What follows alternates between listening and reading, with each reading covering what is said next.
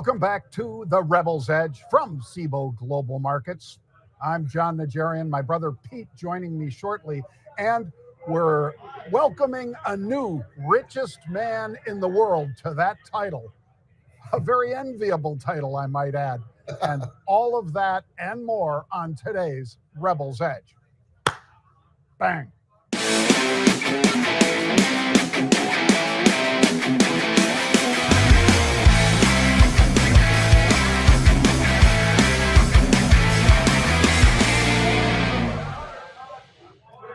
Welcome, folks. That is Pete Najarian, and he is unfortunately not the richest man in the world, or I'd be asking him for a loan. Not even close. Or maybe a gift. But we are two of the happiest guys in the world because luckily we, like many of you, are loving what is happening here in the market in the tech side of things. Mm-hmm. Not so much on the Dow Jones side of things, but that's not so bad on the Dow side either, Pete. No. But we're going to dive into macro, futures, stocks, and sports. So let's kick it off, Pete, with the macro. And I'll say major indices, they hit all-time highs again yesterday. And that's despite the fact, Pete, that we had significant revisions to how many jobs were created March of 2024 through April of 2025. So I'm going to say, Pete, that the Fed is definitely moving on rates on the 17th, and that's a good thing. They will be moving on rates. There is no doubt in my mind at this point in time, John. The only doubt that I have is I'm not positive anymore that it's only going to be a quarter point. I'm getting the lean a little bit more that they might go a little bit bigger. We also have that data. So we've got PPI, that's in.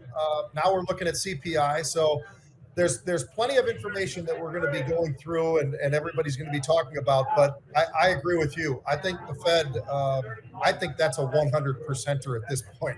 It's just a matter of whether it's a quarter or 50. So I'll stick with a quarter, but if 50 happened, I wouldn't be shocked. No. And I'll feed that into the futures here, Pete, because you mentioned the producer price index. It slipped month over month compared with going up.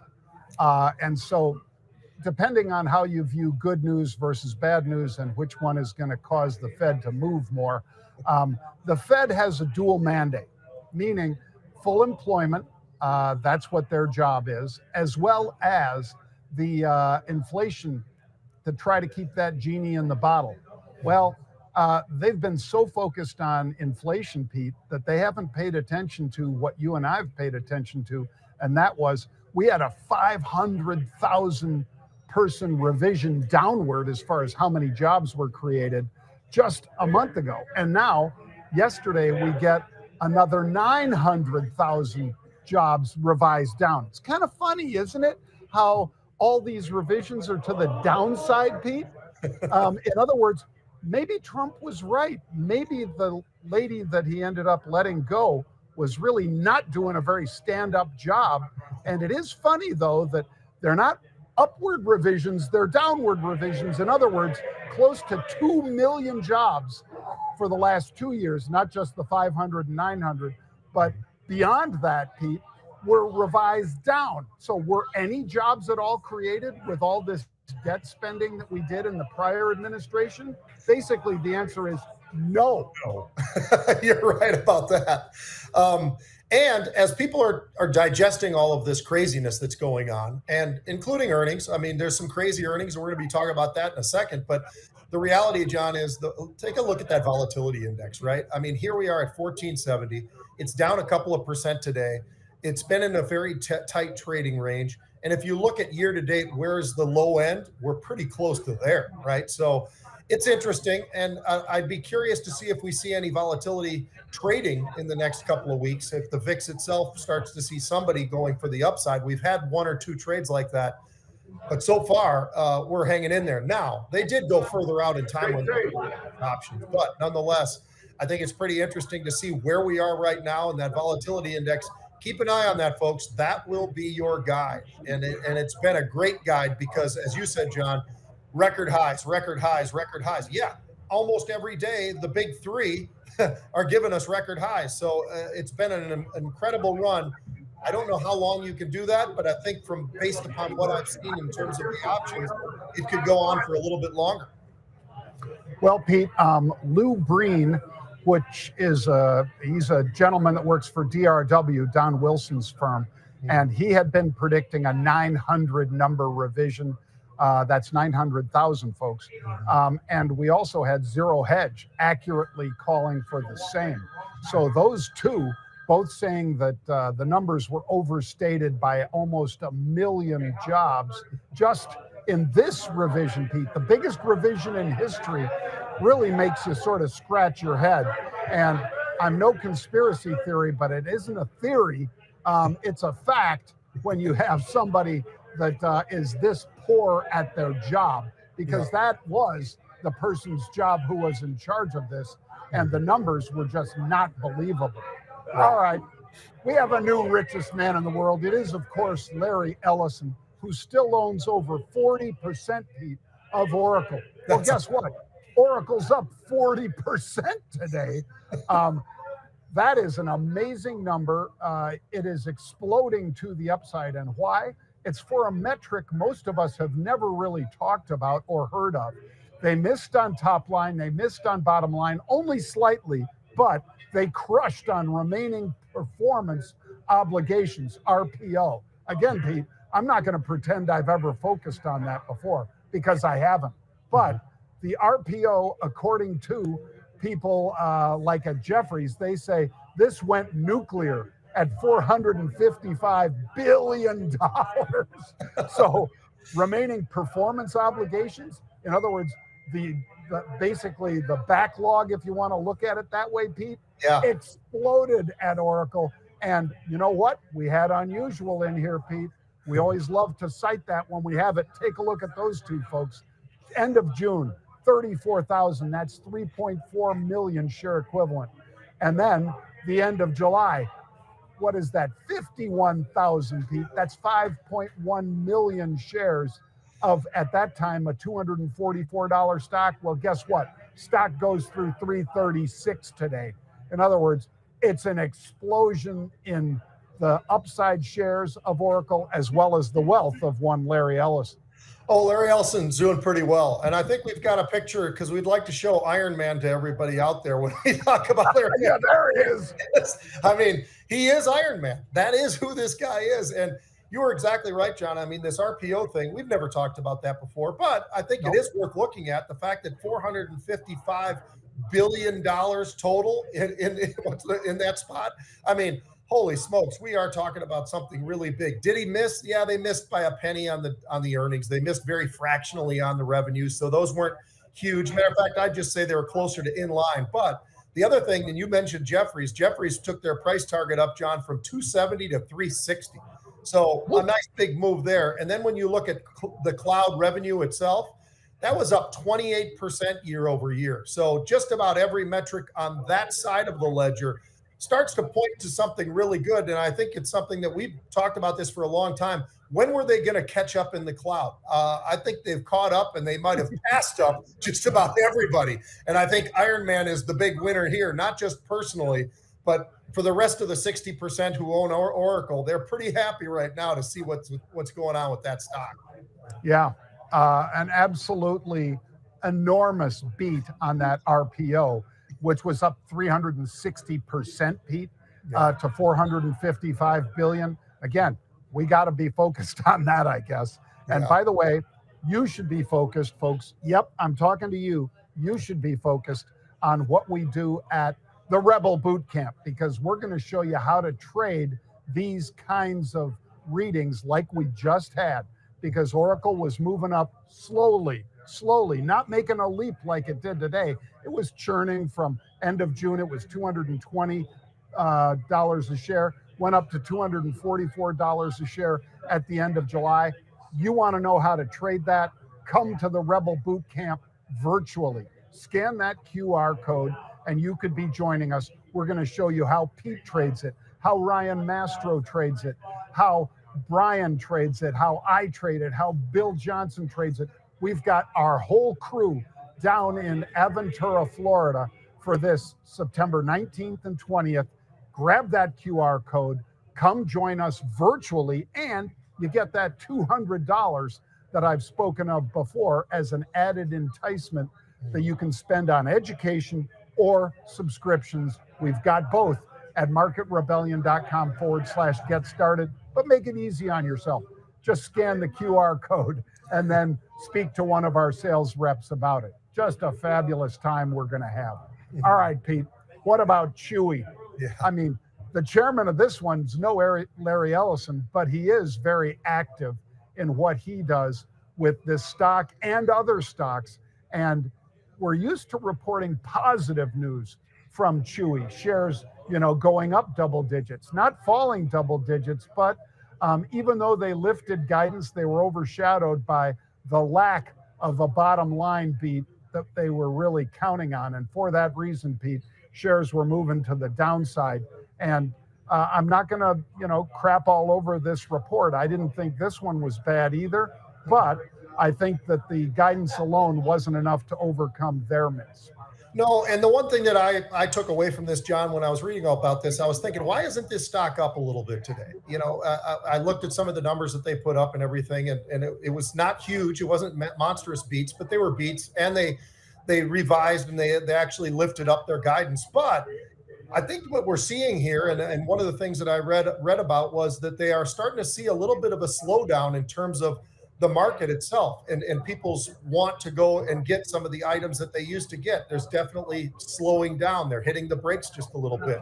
And I guess that, could you say that that has something to do with the economy? Maybe people are just kind of pulling back just a little bit, but that's the case that I think, and the reason behind why the stock, when you look at all the numbers that were put up today, why the stock's down 10%, 12%, wherever it is right now. I think the slowing is the biggest issue, because we've been talking about this for a while in certain stocks, and in this stock particularly. Are people going to keep on spending the way they had spent it in the past? And the answer right now for Chewy is no. Right. And that's, even though it's very popular to talk about how people treat their pets like their kids, Pete, and I don't think they're wrong when they say that, but you might not have added another pet. You might not have two instead of one. Maybe you still just have the one. Are you still spending? Yes. But is the growth there as much if you're not spending the same way as you were during the not financial crisis, but during COVID lockdowns, when you needed a friend because they wouldn't let you go outside? Well, yeah. I think that has slowed down, and that's one of the things that Pete just addressed. All right, Pete, let's talk about Synopsys. Wow. It was down 15%, then 20, then 25. Right now at mid-session, Pete, I've got it at the lows of the day, down 34%. $207 a share is how much it fell by. And this enables customers to innovate artificial intelligence. You would think that should be, boom, gangbusters. But unfortunately, for any of the shareholders of Synopsys that are watching, the numbers were not good. And a number of people downgraded, Baird downgraded to neutral from outperform for the stock, Pete, and a number of other brokerage firms out there followed suit. Yeah, and the price target's getting cut everywhere, John. You're talking about 670 now they're looking at 535.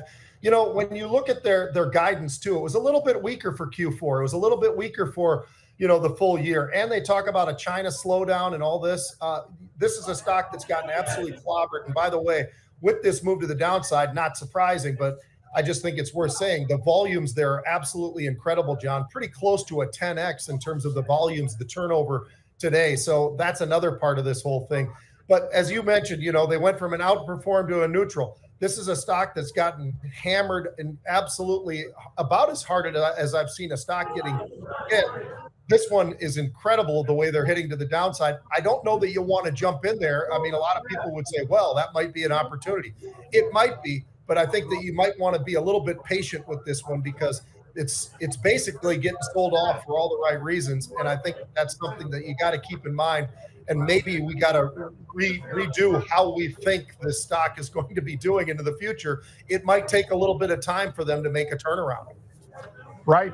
Well, and Pete, this is one of the examples that I'll be using on September 19th and 20th down there in Aventura, Florida, because for what Pete just said, folks, the stock has fallen dramatically, $200. I mean, it was a $600 stock at the 52-week high, and now it's below 400.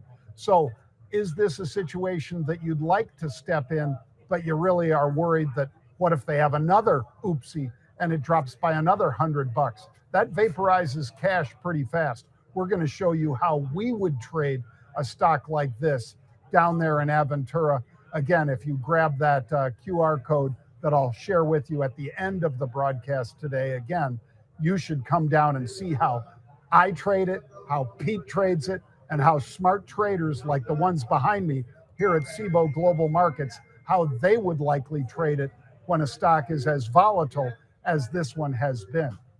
All right, Pete, AMD, let's wrap it up with that one. Advanced Micro Devices, a little higher, not huge, but they're dragged up, if you will, by the success of Larry Ellison and Oracle with their Q1 financial results. So they make, of course, AI chips. Obviously, that's one of the big lifts for Oracle today is their exposure to AI. And in this case, we're hearing on a lot of social media commentators that, hey, AMD hasn't nearly made the sort of performance leap that we've seen from Oracle. Maybe it's about time people focus on this one, Pete. Oh, I think so too. And we talk about partnerships and relationships and all the rest of it. And AMD does have a good relationship with Oracle, John, and a partnership with them. I was looking at AMD. They've got a 26 PE. That seems pretty low. That seems like an opportunity there. The stock was up as much as up to 164. Last I looked, it was trading about 162. Like you said, it's not a huge move to the upside, but call it 3 or 4%, something like that. I think the demand for AI is obvious, and I think it's continuing, and I think it's extending. So for all those reasons, AMD, as well as some of the competitors, NVIDIA and all the rest, I think that, you know, they're not done. They have plenty of room still. And I think for the people that are saying, well, you know, that's played out, I don't think so. From what I'm seeing, John, and from what we see in some of the earnings through this past season, this most recent quarter, we're looking at companies that have really dominated, and all across. You look at the S&P, what is it, 80+% have had beats. So there's a lot of strength out there. In particular, I think when you look at the semiconductor world, those that are part of the AI, they have a leg up, and I think that's going to continue. Pete, when I looked at this one versus the April lows, it has more than doubled off the April lows. Now, you know, in fairness, in March, the stock was 114. So it's not a double from 114, but it sold off from 114 to 80 in April. Ouch. Yeah. Ouch. But again, we're going to show you guys strategies that we use to take advantage of big sell-offs or of FOMO, fear of missing out, because you get a lot of that too. Look at that April low.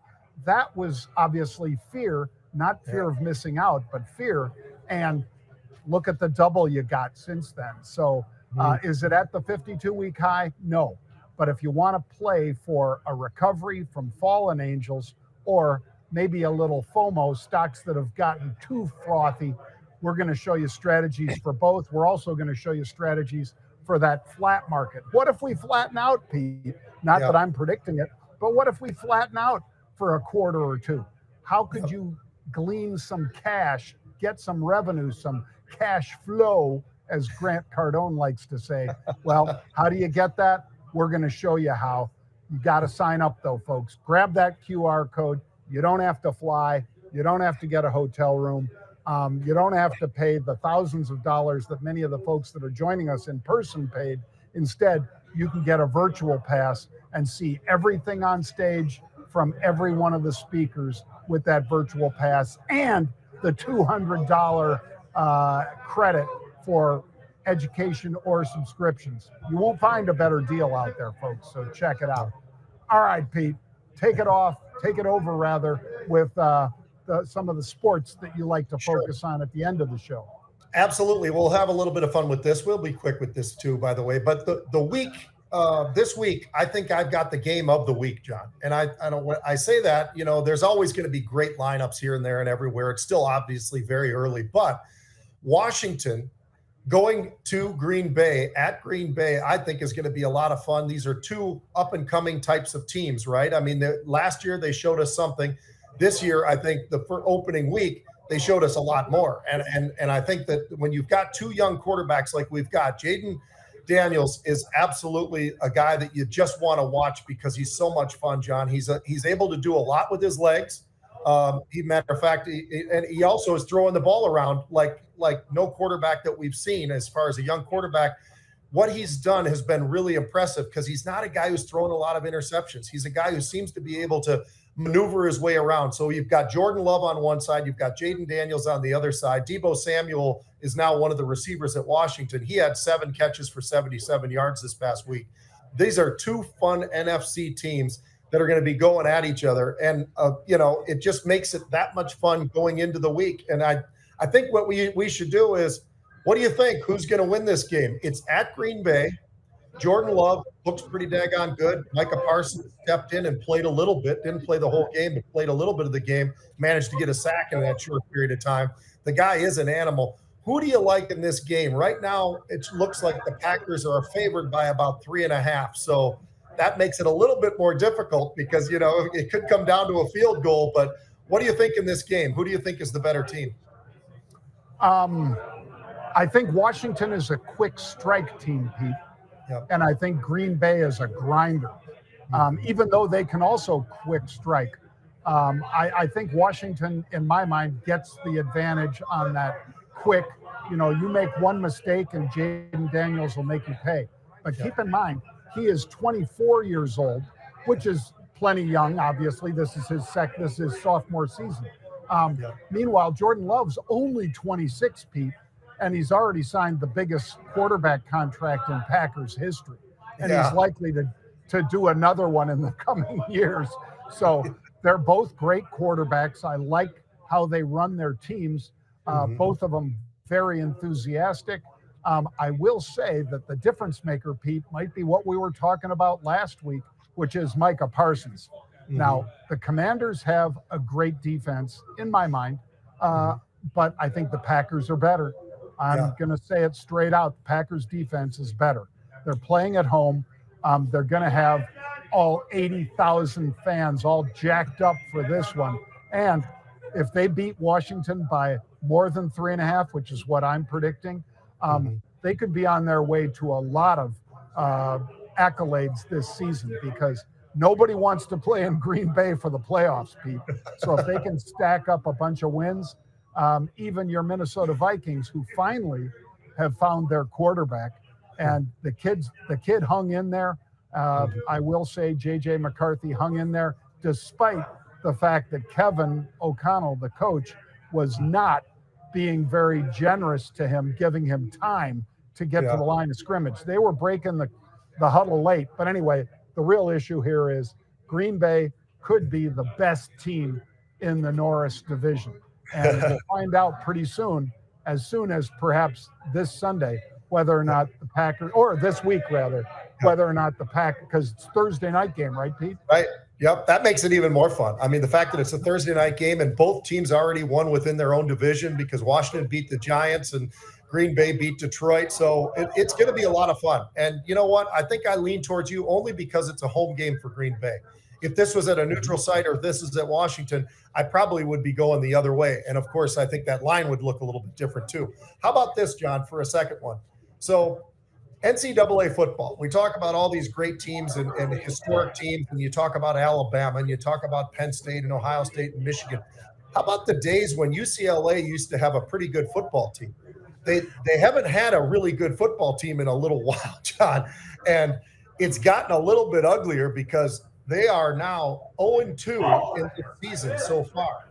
And I'll tell you what, Foster, he's probably a great guy. I know, a great running back, and he played, and he's been coaching and all the rest of it. But I don't think that team looks like a team that's put together the right way. And I think that they've got some real problems. They got beat pretty bad by Utah, 43-10 in the opener. And then they lose at UNLV. Now, UNLV is not exactly a world beater, but especially when you look at UCLA and you think that they're in the Big Ten and they've been in the Pac-10, Pac-12 for a long time. but they lost to UNLV as well. So you go out and you're 0-2. I don't know what Deshaun Foster's ideas will be, but at some point, believe it or not, I mean, I wonder, when do they pull the plug? If this continues, the plug's going to get pulled. Now, they play New Mexico this week, who shouldn't be that big of a challenge, but neither was UNLV, and they ended up losing that game 30-23. So I don't know what to tell you other than UCLA is really having some issues early, and they've had issues for a couple of years now. They're not the UCLA of old, and it's going to be a problem for them. And I just wonder, how long does this school wait for the athletic director and the head coach to maybe find a new job? Well, Pete, they've got a bunch of problems at UCLA. You know, they picked up that transfer quarterback that decided, you know what, I'm going to be a very rich man from transferring, and the world's going to beat a path to my door. No, they did not. And he had to take less money to go to UCLA rather than to play at a great team on the East Coast. He went to the West Coast, and they blow. They're terrible. And by the way, their reserve quarterback, Pete, I saw just got suspended for a felony arrest. So things are going from bad to worse at UCLA. I would not be a fan of, I mean, I guess the coach did the right thing suspending the player because of this felony arrest, because this isn't just a misdemeanor. This is a felony. But UCLA, I don't know when they lost their way, Pete, but they have certainly lost their way. And I would agree with you. We could hear calls for the coach's dismissal. It's just a question of how big it's going to cost UCLA to get rid of them. Yeah, it's going to be difficult, and they're struggling with it. And UCLA, for the people who are a little bit younger, don't understand, this was always one of those teams, right? It was one of those teams. It's one of the best teams in the country. They've had great players, for many, many years, just like USC. USC's hung in there. UCLA has just really been sort of circling the drain. So it's, I wonder how patient they're going to be, but it's college football. It's a little bit different than the NFL. So will they make a move anytime soon? Probably not. But when we get about halfway through the season, if it's going in the direction it is right now, I think we might see a change happen there at UCLA. Let me throw out one more comment, Pete, about the Commanders Thursday versus Green Bay at home. Green Bay, of course, Lambeau Field. The quarterback, Jaden Daniels, is great, and he's a runner, even though they're both dual threats. Jordan Love can run too, but he doesn't. He can, but he doesn't. Meanwhile, Daniels sets up a lot of what he does with his feet. I'm thinking that based on the defense that I saw Sunday versus Detroit, and Detroit obviously a much better opponent than the Giants, I don't think the Giants tuned up the Commanders the same way Detroit tuned up Green Bay. But if he thinks that he might scramble and get out of the pocket and run versus that Green Bay defense that's very disciplined, they stay in their lanes. And yes, even though Micah is a sackster, he is also showing me that he takes on the double team and still plugs the hole, Pete. He is learning and getting better. And I think that's bad for the Commanders. That's why I say take Green Bay and give the 3.5. Yeah, and it's a home game. I mean, honestly, if there's one place that absolutely has an advantage, I think it's Lambeau. I mean, they just have it's Wisconsin, it's Lambeau, it's the Cheeseheads and all that kind of stuff. I mean, they really go all out and they are committed. They love their team. So it's, I know all these fans out there, the guys up in Buffalo, everybody else in, the world, but Green Bay is pretty special. They are special. I've been there several times. I hate them because of my Bear roots, but I can also appreciate how good they are. And they are good. Yeah. All right, folks. Well, remember, one last time, I'm telling you today that we are only 8 days away from the Rebel Boot Camp, the virtual pass. So grab that virtual pass. You will thank me for it because we'll show you strategies you never thought of. And for those of you who are veteran traders, we'll make you sharper by thinking the way we think about unusual activity and how we trade it. So if you want to trade like the men and women behind me that are yelling and screaming and hedging their exposure and maximizing getting the best leverage possible, by all means, grab the virtual pass. You can scan the QR code. Our coaches that you'll speak to will tell you exactly what to expect from that virtual pass. You'll get everything that goes on stage and that $200 in spend that you can put into a bit of education if that's what you need, or into a subscription if that's what you'd like. So by all means, scan the QR code. Pete and I will be back tomorrow with another Rebel's Edge at 1 p.m. Eastern Time.